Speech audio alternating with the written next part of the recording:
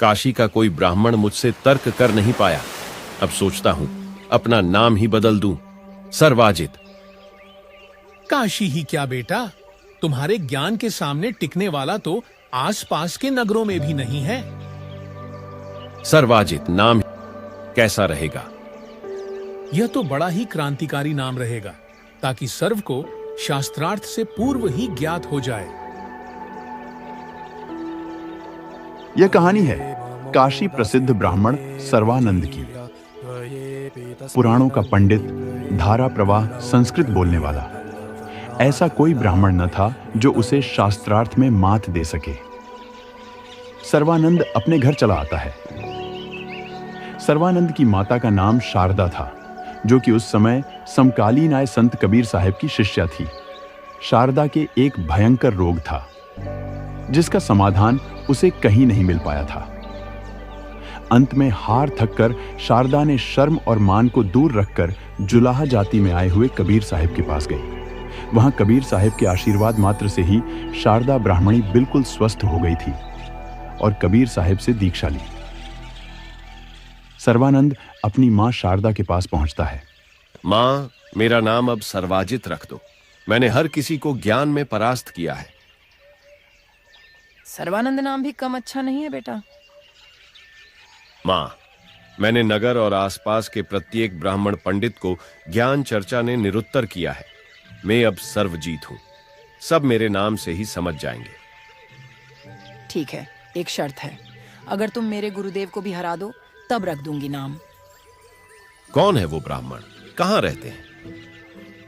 वो कोई ब्राह्मण नहीं, न ही वो पंडित है, न वो वेदों को पढ़े हैं और न ही उन्हें इनकी जरूरत है। जुलाहों की गली में रहने वाले कबीर साहब है। हाँ, वो अनपढ़ जुलाहा। चलो मां, आज उन्हें भी पराजित कराता हूं। गर्म दोपहर की धूप में ही सर्वानंद कबीर साहब से ज्ञान चर्चा के लिए निकल पड़ा। अपने बेल पर प्रत्येक शास्त्र रखकर जुलाहों की गली में पहुंचा। लोग निकल निकल कर देख रहे हैं कि आज काशी प्रसिद्ध ब्राह्मण नीची जाति के लोगों की गली में कैसे आए हैं। धूप तेज में ब्राह्मण को भयंकर प्यास सताने लगी। प्यास से व्याकुल वह एक कुएं के पास रुकता है। सुन बेटी, जल्दी से मेरा करमंडल जल से भर दे। लड़की कबीर साहब की मुंह बोली। बेटी कमाली कुएं से पानी निकाल रही थी।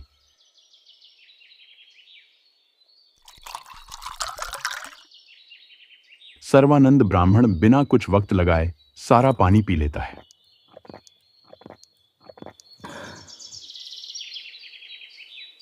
चारों तरफ देखा तो लोग देख रहे थे। अपनी बेइज्जती मानने लगा। ए लड़की, ये कुआं किस जाति का है? महात्मा जी, जुलाहों की बस्ती में तो जुलाहों का ही कुआं होगा। क्या? तूने मेरा धर्म नष्ट कर दिया। मुझे पहले क्यों नहीं बताया कि नीच जाति के लोगों का कुआं है? पंडित जी, तब तो आपके प्राण निकल रहे थे और पूछना भी आपने चाहिए था। आपने पूछा भी नहीं। चल ठीक है, तू ये बता कि कबीर का घर कहाँ है?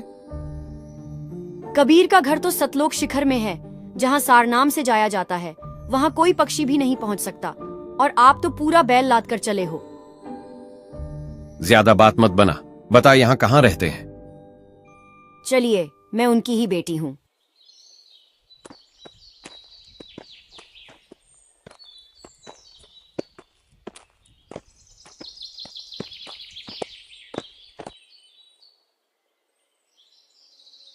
गुरुदेव, एक ब्राह्मण मिलने आए हैं। उन्हें आदर के साथ भीतर बुला लाओ बेटी। पहले मेरा ये करमंडल जल से भर दो।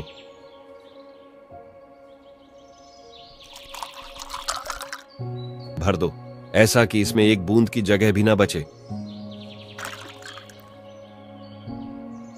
अब ये करमंडल कबीर को ले जाकर दे दो और जो जवाब दे वो मुझे बताना। कमाली धीरे धीरे वह करमंडल कबीर साहब के पास लाती है। कबीर साहब ने अपने पास रखी एक वस्त्र बनाने की मोटी सुई उसमें डाल दी। करमंडल से अतिरिक्त पानी बाहर निकल गया। लो बेटी, करमंडल पुनः ब्राह्मण को दे आओ। क्या कहा कबीर ने? वे कुछ नहीं बोले, बस इसमें एक सुई डाल दी। और वापस दे आने के लिए कहाँ है? सर्वानंद ब्राह्मण झोपड़ी में आता है। कबीर जी, आपने मेरे प्रश्न का क्या जवाब दिया? आपका प्रश्न क्या था विद्वान? मेरा प्रश्न यह था कि जैसा करमंडल जल से भरा है, वैसे ही मैं ज्ञान से भर चुका हूं। अभी आप जो भी कहेंगे वह व्यर्थ ही बहेगा। इससे आपने मेरे ज्ञान का अंदाजा लगा ही लिया होगा। अच्छा, अब मेरा जवाब सुनो। मेरा ज्ञान आपके ज्ञान के सामने उस सुई के समान है जो जल को चीरकर करमंडल के पेंदे में जाकर बैठ गई। ठीक ऐसे ही मेरा ज्ञान तुम्हारे बेवजह के ज्ञान को उस बाहर निकले अतिरिक्त पानी की तरह बाहर फेंक देगा और आपके हृदय में समा जाएगा। अच्छा, उसका तो अभी निर्णय हो जाएगा। चलो शुरू करते हैं शास्त्रार्थ। कबीर साहब और सर्वानंद शास्त्रार्थ के लिए बैठ गए। आसपास के जुलाहे भी इकट्ठा हो गए। कबीर जी, करो प्रश्न। मैं आपके सवालों के जवाब ना दे पाऊं तो मुझे परास्त मान लेना। कौन ब्रह्मा का पिता है? कौन विष्णु की मां? शंकर का दादा कौन है? ब्राह्मण जी दियो बता। हाँ हाँ हाँ, अरे कबीर जी, ये देव तो अजर अमर हैं, स्वयंभू हैं। क्या आपको इतना भी नहीं मालूम?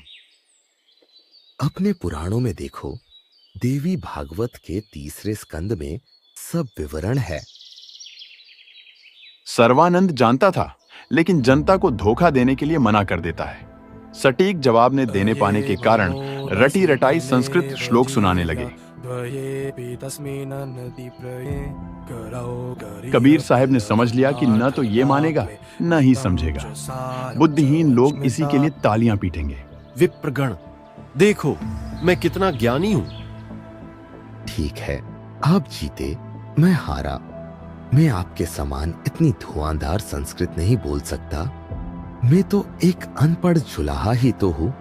आप जा सकते हैं। ऐसे ही नहीं, एक लिखित प्रमाण दीजिए कि आपने हार मानी है। मैं ऐसे ही कच्चा काम थोड़ी छोड़ जाऊंगा। भाई, मैं तो अनपढ़ हूं, आप ही लिखिए। सर्वानंद लिखता है, आज की तिथि में जुलाहों की गली में हुई कबीर जी और सर्वानंद की ज्ञान चर्चा में कबीर जी हार गए और सर्वानंद विजयी हुआ और कबीर साहब से साक्षी के तौर पर अंगूठा लगवा लिया। सर्वानंद घर के लिए चला आता है। माताजी, देखिए मैं जीत कर आया हूं। अच्छा, तो क्या लिखा कर भी लाए हो? हाँ हाँ, लिखवाता क्यों नहीं। सुनिए, आज की तिथि में जुलाहों की गली में हुई कबीर जी और सर्वानंद की ज्ञान चर्चा में कबीर जी विजयी हुए और सर्वा हूं। ये क्या? क्या हुआ बेटा, बोलो तो सही। सर्वानंद क्या? नहीं नहीं माताजी, ये तो गलत लिख गया। ये तो बिल्कुल विपरीत लिखा गया है मुझसे। वास्तव में तो मैं विजयी हुआ हूं। अच्छा, लेकिन मैं ये कैसे मान लूं? मैं वापस लिखवा कर लाता हूं, आप मेरा इंतजार कीजिए, मैं अभी आया।